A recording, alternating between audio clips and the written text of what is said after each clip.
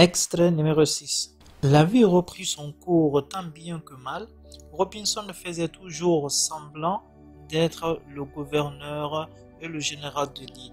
Vendredi faisait semblant de travailler durement pour entretenir la civilisation dans l'île. Il n'y avait que Tin qui ne faisait pas semblant de faire la sieste toute la journée. En vieillissant, il devenait de plus en plus gros et lent. Vendredi, lui, avait trouvé un nouveau passe-temps. Il avait découvert la cachette où Robinson dissimulait le barillet à tabac et la longue pipe en porcelaine du capitaine Van Dessel. Chaque fois qu'il en avait l'occasion, il allait fumer une pipe dans la grotte. Si Robinson le découvrait, il le punirait sans doute lourdement parce qu'il n'y avait presque plus de tabac.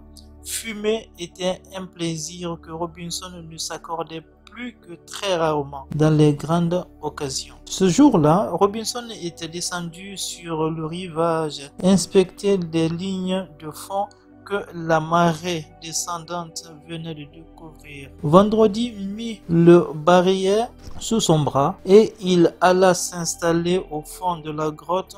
Là, il s'était construit une sorte de chaise longue avec des tonneaux couvertes de sacs. À demi renversé en arrière, il tire de longues bouffées de la pipe, puis il chasse de ses poumons un nuage bleu qui s'épanouit dans la faible lumière provenant de l'entrée de la grotte. Il s'apprête à tirer une nouvelle bouffée de la pipe quand des cris et des aboiements lointains lui parvinrent. Robinson est revenu plus tôt que prévu et il l'appelle d'une voix menaçante. « Tin, Jappe !» Un claquement retentit. Robinson a donc sorti son fouet. Sans doute s'est-il enfin aperçu de la disparition du barillet du tabac. Vendredi se lève et marche vers le châtiment qui l'attend. Soudain, il s'arrête. Que faire de la pipe qu'il tient toujours dans sa main? Il la jette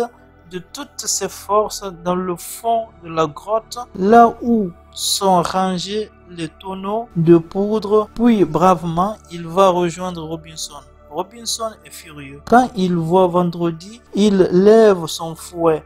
C'est alors que les 40 tonneaux de poudre font explosion. Un torrent de flammes rouge jaillit de la grotte. Robinson se sent soulevé, emporté tandis qu'il voit, avant de s'évanouir, les gros rochers qui surmontent la grotte rouler les uns sur les autres comme les pièces d'un jeu de construction.